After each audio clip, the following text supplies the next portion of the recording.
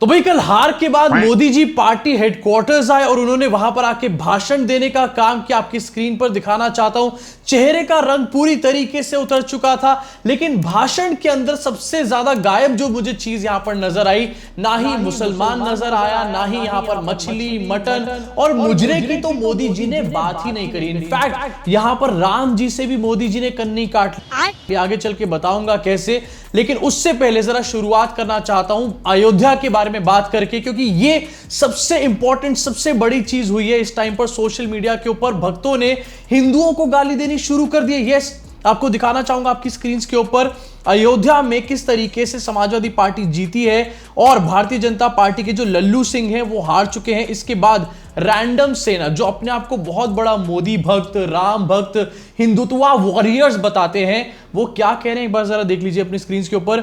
अयोध्या के हिंदू तो सच में डैश निकले, क्योंकि यहां पर अयोध्या में भारतीय जनता पार्टी हार गई तो वहां के हिंदुओं को ही गाली देना शुरू कर दिया। आपको बताना चाहता हूं कि अयोध्या की जो पॉपुलेशन है, बहुत सारे लोग आपको ये भी बोलेंगे कि वहां पर बहुत सारे मुस्लिम्स रहते हैं, 80% हिंदूज वहां पर रहते हैं। उसके बावजूद, राम मंदिर बनने के बावजूद, मोदी जी राम को लाए हैं के बावजूद भी वहां पर भारतीय जनता पार्टी का पूरी तरीके से सफाया हो चुका। उसके आगे आपको दिखाना चाहता हूं और क्या बातें करी जा रही है। दीक्षा वर्मा, ये जो मोदी के परिवार के लोग हैं, ये क्या कह रहे हैं। One lesson Uttar Pradesh teaches us, no matter what you do for Hindus, they will either stay at home और they will be stupid and spineless. Reason why Congress always trusted Muslim appeasement. मतलब अब जब बीजेपी हार रही है तो हिंदुओं को ही गालियां देना शुरू कर दिया है। ये सब क्या देखना पड़ रहा है। अरे भैया, अगर इतनी ही प्रॉब्लम है हिंदुओं से तो पाकिस्तान या बांग्लादेश क्यों नहीं चले जाते। बात तो सही है। अब आपको दिखाऊंगा कि मोदी जी कल जब भाषण देने आए तो किस तरीके से उनकी बॉडी लैंग्वेज, उनके चेहरे का जो तेज था, सब कुछ निकल गया था।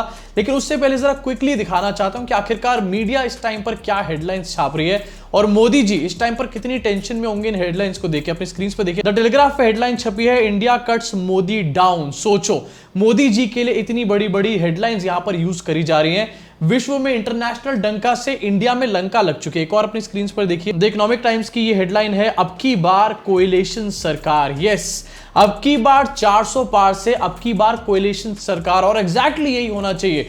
मोदी जी की अपनी पार्टी भारतीय जनता पार्टी अपने बलबूते पे 240 भी पार नहीं कर पाई है। हालत इतनी बुरी है, अगर नीतीश बाबू ने और चंद्रबाबू नायडू ने यहां पर मोदी जी का साथ छोड़ दिया ना, तो मोदी जी सरकार भी नहीं बना पाएंगे। इनफैक्ट अगर यहां पर सरकार बन भी जाती है मोदी जी की, तो अगले 5 साल में पूरे टाइम यही डर लगा रहेगा कि कब मोदी जी की सरकार यहां गिर जाए। अब मैं आपको दिखाना चाहता हूं कि मोदी जी की हालत क्या थी। इनफैक्ट बहुत इंपॉर्टेंट चीज है, राम जी से कैसे यहां पर साइडलाइन मोदी जी ने किया। अपने स्क्रीन पर इसको देखिए।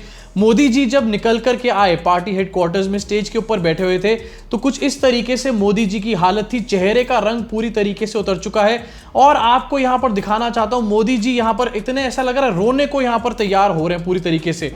इनफैक्ट इस वीडियो में एक चीज आपने मिस कर दी होगी, मोदी जी का बैकड्रॉप यहां पर भाई देखो, बैकड्रॉप में उर्दू में लिखा हुआ है। मोदी जी जो मुसलमानों को गालियां दे रहे थे इलेक्शन में, आज वो अपनी जब यहां पर पार्टी हेडक्वार्टर्स में स्पीच दे रहे हैं तो अपने बैकड्रॉप पे उर्दू में लिख रहे हैं भैया बातें। इसी के साथ एक फैक्ट आपको बताना चाहता हूं, बहुत सारे लोग कहेंगे कि अरे मोदी जी सरकार तो बना रहे हैं, दोबारा पीएम तो बन रहे हैं, एनडीए की सरकार तो आई जाएगी।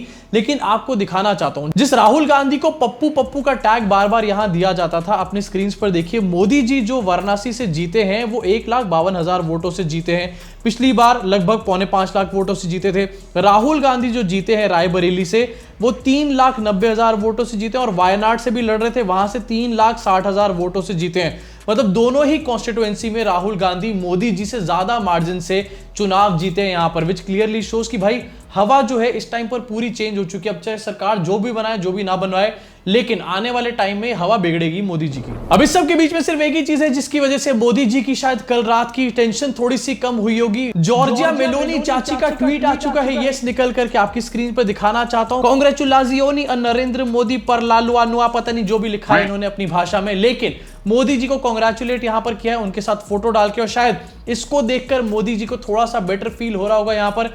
चलो, मेलोनी भाभी ने तो ट्वीट किया। अब जहां पर नरेंद्र मोदी इस इलेक्शन के सबसे बड़े पॉलिटिकल लूजर हैं, नंबर के हिसाब से हो सकता है एनडीए की सरकार बन रही है यहां पे, लेकिन मोदी जी जो अपना वर्चस्व दिखाते थे, अपनी इमेज दिखाते थे, मैं तो महामानव हूं। इनफैक्ट यहां पर इलेक्शन के एंड तक ये बोलना शुरू कर दिया था कि मैं तो स्वयं भगवान हूं, इंसानों से भी ऊपर हूं। उनकी पॉलिटिकल डिफीट तो यहां पर हुई है 240 पे आके। लेकिन और कौन कौन सबसे बड़ा लूजर रहा है ये भी आपको दिखाना चाहता हूं। मोदी मोदी जी का ही गैंग है। अपने स्क्रीन पर देखिए स्मृति ईरानी जो पूरी तरीके से अमेठी में हार चुकी हैं। और अब मैं आपको यहां पर ये बात भी कह सकता हूं कि स्मृति ईरानी का जो इंपैक्ट है भारतीय जनता पार्टी में, मोदी सरकार में, वो भी पूरी तरीके से वैनिश हो जाएगा, क्योंकि यहां पर भैया कंगना रनौत चुनाव जीत चुकी हैं, वो उनको पूरी तरीके से रिप्लेस करेंगे। मेरे को तो ये टेंशन हो रही है कि कहीं कंगना रनौत को एजुकेशन मिनिस्टर ना बना दे मोदी जी। इसके अलावा दो और बड़ी लूजर्स से आपको मिलवाना चाहता हूं आपकी स्क्रीन के ऊपर, माधवी लता और नवनीत राणा। भैया हनुमान चालीसा पढ़ के मस्जिदों के ऊपर तीर चलाने से कुछ भी नहीं मिला, जनता ने करारा तमाचा मारा है यहाँ पे। इसके साथ मेरे को पर्सनली ऐसा लगता है कि भैया इन सब लोगों से बड़ा लूजर है Pradeep Gupta. Yes,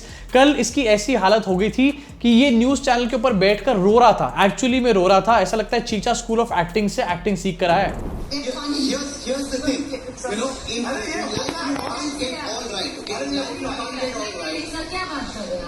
There's a lot of rigor and effort that goes in, and we've been, if you look at all our posts and our coverage during the post poll also, we were constantly saying, let's not get carried away. It's a post poll, it's directional.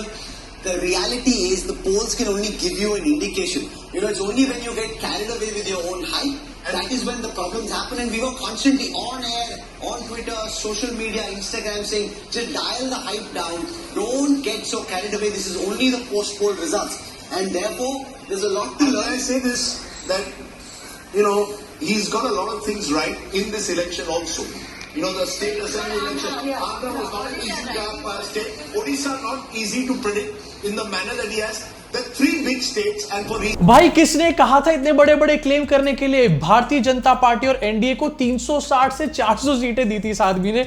मुझे हंसी आ रही है इसके ऊपर literally. खैर मुझे तो हंसी आ रही है, लेकिन मोटा भाई को गुस्सा आ रहा होगा इसके ऊपर। इसके अलावा एक और लूजर यहां पर निकल कर आए जिनका नाम है अडानी चीचा। यस, अपने स्क्रीन पर देखिए, Modi slim victory vibes $45 billion of Adani group stocks in worst one day rout. मतलब अगर मोदी जी स्लिम मार्जिन से यहां पर जीते तो अडानी की ऐसी पनौती लगी। अगर मोदी जी यहां पर हार जाते हैं, सरकार नहीं बना पाते आने वाले कुछ दिनों में, तो भैया ये तो पूरा सड़क पे आ जाएगा।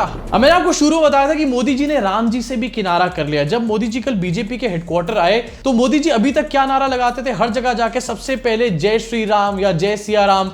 यहां पर आके मोदी जी क्या कहते हैं, एक बार जरा सुन लो इसको। भाई राम भक्तों के साथ असली धोखा हो गया यहां पे। जय जगन्नाथ, जय जगन्नाथ। मतलब उड़ीसा की जनता ने जिता दिया तो जय जगन्नाथ शुरू हो गया, यूपी में अयोध्या में हार गए तो जय श्री राम को भूल गए।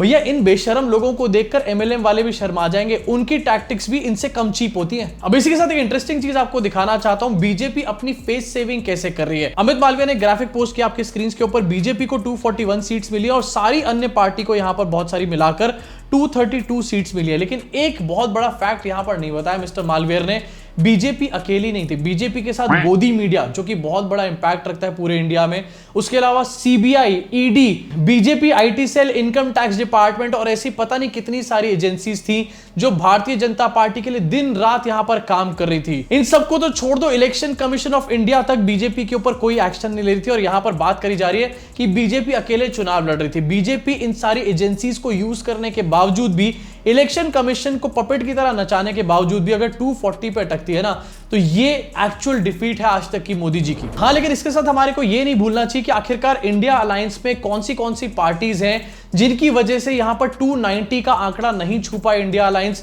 एक तो कांग्रेस की सीट्स मेरे हिसाब से थोड़ी सी कम आई, साउथ की अगर मैं यहां पर बात करूं, उसके अलावा आरजेडी की सीट्स भी थोड़ी सी कम थी। अगर इन दोनों पार्टीज का परफॉर्मेंस इस टाइम पर और बेटर होता तो इंडिया अलायंस इस टाइम पर सरकार बनाने की तरफ काफी तेजी से बढ़ रहा होता और हो सकता है 2-3 दिन में इंडिया अलायंस की सरकार भी बन जाती। अब वैसे आपको क्या लगता है, कमेंट सेक्शन में कमेंट करके बताओ। मोदी जी की गलती तो हम रोज बात करते रहते, लेकिन इंडिया अलायंस में किस पार्टी से चूक हुई है जिसकी वजह से 272 क्रॉस नहीं हो पाया? नीचे कमेंट सेक्शन में कमेंट करके जरूर बताना। अंधभक्त किसी के मत बनो, इंट्रोस्पेक्ट किया करो हर चीज को, क्रिटिकल थिंकिंग लेकर आओ अपने अंदर, क्योंकि क्रिटिकल थिंकिंग ही हमेशा आपको आगे की तरफ बढ़ा सकती है। किसी की भी अंधभक्ति हमेशा आपको पीछे की तरफ खींचती है, चाहे वो कोई भी पार्टी क्यों ना हो। अभी के लिए इस वीडियो में सिर्फ इतना ही। अपनी भड़ास को कमेंट सेक्शन में जरूर निकालना। आपसे मुलाकात करूंगा इस चैनल के अगले वीडियो में। और हाँ यार, जाते जाते अब दिल से बोलना चाहूंगा मोदी जी को जय श्री राम।